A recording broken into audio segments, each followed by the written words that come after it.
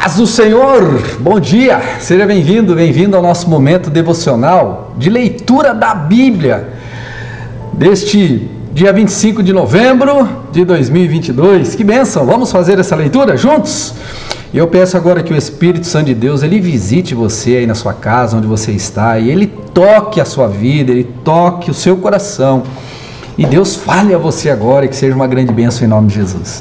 Hoje é uma leitura mais rápida, mas preste atenção aí, que nós vamos entender e receber, em nome de Jesus, as bênçãos do nosso Pai em relação ao que vamos fazer agora. Vamos lá? Comenta-se por toda parte, capítulo 5, versículo 1, que há imoralidade sexual em seu meio, imoralidade que nem mesmo os pagãos praticam. Soube de um homem entre vocês que mantém relações sexuais com a própria madrasta. Como podem se orgulhar disso? Deveriam lamentar-se e excluir de sua comunidade e sua comunhão o homem que cometeu tamanha ofensa. Embora eu não esteja com vocês em pessoa, estou presente em espírito e, como se estivesse aí, já condenei esse homem em nome do Senhor Jesus. Convoquem uma reunião. Estarei com vocês em meu espírito e o poder do nosso Senhor Jesus Cristo também estará presente. Me perdoem. Versículo 5. Entregue esse homem a Satanás, para que o corpo seja punido e o espírito seja salvo no dia do Senhor. Não é nada bom se orgulharem disso. Não percebem que esse pecado é como um pouco de fermento que leveda toda a massa? Livrem-se do fermento velho, para que sejam massa nova, sem fermento, o que de fato são. Cristo, nosso Cordeiro Pascal, foi sacrificado. Por isso, celebremos a festa não com o velho pão, fermentado com maldade e perversidade, mas com o novo pão da sinceridade e da verdade, sem nenhum fermento. Quando lhes escrevi antes, disse que não deviam associar-se com pessoas que se entregam à imoralidade. Com isso, porém, não me referia a descrentes que vivem em imoralidade sexual, ou são avarentos, ou exploram os outros, ou adoram ídolos. Vocês teriam de sair deste mundo para evitar pessoas desse tipo. O que eu queria dizer era que vocês não devem se associar a alguém que afirma ser irmão, mas vive em imoralidade sexual, ou é avarento, ou adora ídolos, ou insulta as pessoas, ou é bêbado, ou explora os outros. Nem ao menos comam com gente assim. Cabe a mim julgar os de fora, mas certamente cabe a vocês julgar os que estão dentro. Deus julgará os de fora, portanto eliminem o mal do meio de vocês. Capítulo 6. Quando algum de vocês tem um desentendimento com outro irmão, como se atreve a recorrer a um tribunal e pedir que os injustos decidam a questão, em vez de levá-lo ao povo santo? Vocês não sabem que um dia nós, os santos, julgaremos o mundo? E uma vez que vocês julgarão o mundo, acaso não são capazes de decidir entre vocês nem mesmo essas pequenas causas? Não sabem que julgaremos os anjos? Que dizer então dos desentendidos ou dos desentendimentos corriqueiros desta vida? Se vocês têm conflitos legais, por que levá-los para fora da igreja a juízes que não fazem parte dela? Digo isso para envergonhá-los. Ninguém entre vocês tem sabedoria suficiente para resolver essas questões? Em vez disso, um irmão processa outro irmão diante dos descrentes. O simples fato de terem essas ações judiciais entre si já é uma derrota para vocês. Por que não aceitar a injustiça sofrida? Por que não arcar com o prejuízo? Em vez disso, vocês mesmos cometem injustiça e causam prejuízos até mesmo contra os próprios irmãos. Vocês não sabem que os injustos não herdarão o reino de Deus? Não se enganem. Aqueles que se envolvem em imoralidade sexual adoram ídolos, cometem adultério e se entregam a práticas homossexuais. São ladrões avarentos, bêbados, insultam as pessoas ou exploram os outros. Não, esses que assim o fazem, não herdarão o reino de Deus. Alguns de vocês eram assim, mas foram purificados e santificados, declarados justos diante de Deus, no nome do Senhor Jesus Cristo e pelo Espírito de nosso Deus. Tudo me é permitido, mas nem tudo convém. Tudo me é permitido, mas não devo me tornar escravo de nada. Os alimentos foram feitos para o estômago, e o estômago para os alimentos. É verdade, mas um dia Deus acabará com os dois. Vocês, contudo, não podem dizer que nosso corpo foi feito para a imoralidade sexual. Ele foi feito para o Senhor, e o relacionamento que o Senhor tem conosco inclui nosso corpo. Portanto, Deus nos ressuscitará dos mortos por seu poder, assim como ressuscitou o Senhor. Vocês não sabem que seu corpo é, na verdade, membro de Cristo? Acaso um homem deve tomar seu corpo, que faz parte de Cristo, e uni-lo a uma prostituta? De maneira nenhuma. E vocês não sabem que se um homem que se une a uma prostituta, ele se torna um corpo com ela? Pois as Escrituras dizem: os dois se tornaram um só. Mas a pessoa que se une ao Senhor tem com Ele uma união de espírito. Fujam da imoralidade sexual.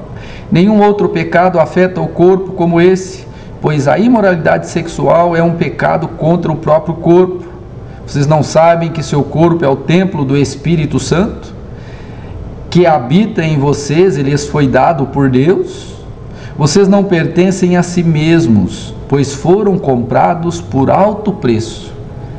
Portanto, honrem a Deus com seu próprio corpo. Misericórdia, hein? Quanta coisa que devemos aprender, né? Capítulo 7. Agora, quanto às perguntas que vocês me fizeram em sua carta, digo que é bom que o homem não toque em mulher. Mas uma vez que há tanta imoralidade sexual, cada homem deve ter sua própria esposa e cada mulher seu próprio marido. O marido deve satisfazer as necessidades conjugais de sua esposa, e a esposa deve fazer o mesmo por seu marido. A esposa não tem autoridade sobre seu corpo, mas sim o marido, e da mesma forma não é o marido que tem autoridade sobre seu corpo, mas sim a esposa. Não privem um ao outro de terem relações, a menos que ambos concordem em abster-se da intimidade sexual por um certo tempo, a fim de se dedicarem de modo mais pleno à oração. Depois disso, unam-se novamente, para que Satanás não os tente por causa da falta de domínio próprio. Digo isso como concessão e não como mandamento. Gostaria que todos fossem como eu, mas cada um tem seu próprio dom concedido por Deus. Um tem esse tipo de dom, o outro aquele.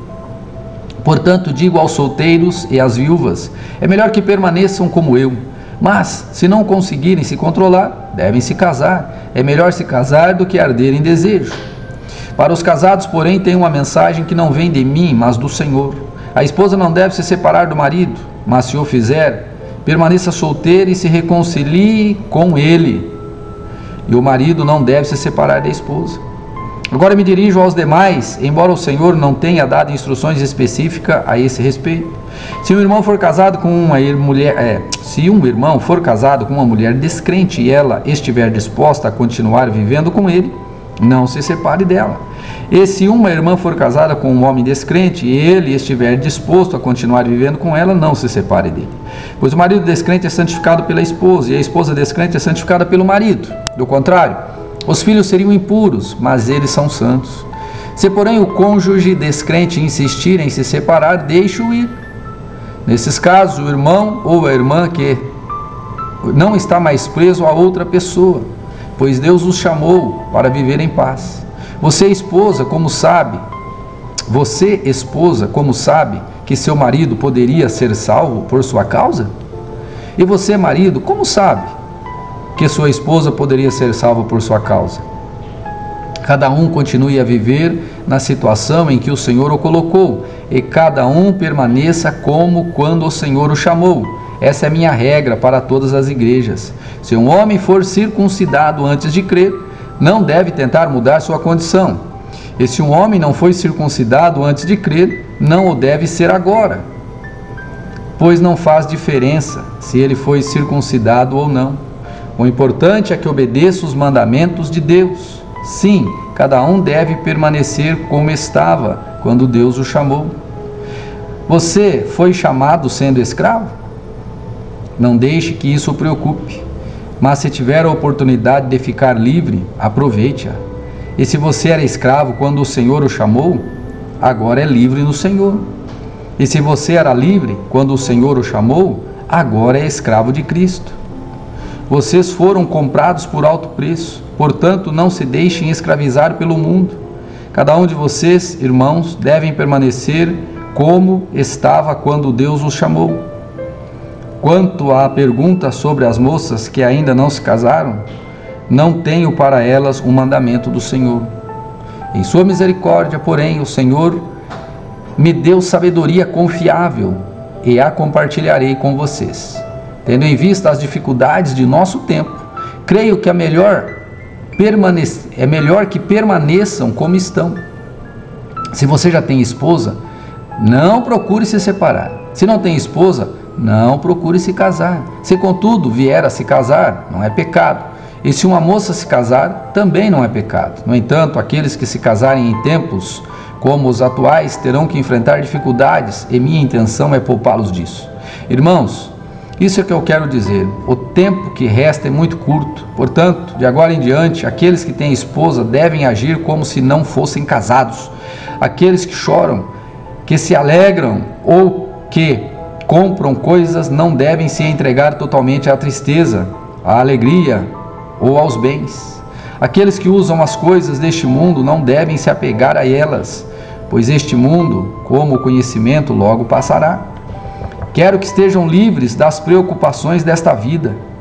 O homem que não é casado tem mais tempo para se dedicar à obra do Senhor e pensar em como agradá-lo. Mas o homem casado precisa pensar em suas responsabilidades neste mundo e em como agradar sua esposa. Seus interesses estão divididos. Da mesma forma, a mulher que não é casada ou que nunca se casou pode se dedicar ao Senhor e ser santa de corpo e espírito. Mas a mulher casada precisa pensar em suas responsabilidades aqui na terra e em como agradar seu marido. Digo isso para o seu bem e não para lhes impor restrições. Quero que façam aquilo que os ajudará a servir melhor o Senhor, com o mínimo possível de distrações. Se, contudo, um homem acredita que está tratando sua noiva de forma inapropriada e que seus impulsos vão além de suas forças, que se case com ela, como é o desejo dele, não é pecado. Mas se estiver assumido um compromisso firme e não houver urgência, e ele for capaz de controlar sua paixão, faz bem em não se casar. Portanto, quem se casa com a sua noiva faz bem, e quem não se casa faz melhor ainda. A esposa está ligada ao marido enquanto ele viver. Se o marido morrer, ela está livre para se casar com quem quiser, desde que seja um irmão no Senhor. Em minha opinião, porém, seria melhor que ela não se casasse novamente. E creio que, ao dizer isso, dou o conselho do Espírito Santo de Deus. São situações características daquela época, né? São situações daquela sociedade e que hoje, certamente, tudo isso que ele está orientando aqui nessas questões seria de grande valor para nós. Em um dado momento ele fala, eu falo de mim e não do Senhor. Em dados momentos ele fala, eu falo do Senhor. Esse capítulo, essa leitura como um todo, merecia um estudo mais aprofundado para a gente ter clareza aqui dos discernimentos que deveriam vir a nós a partir desses textos. Amém? Deus abençoe cada um de vocês e até amanhã, em nome de Jesus. Fique com Deus!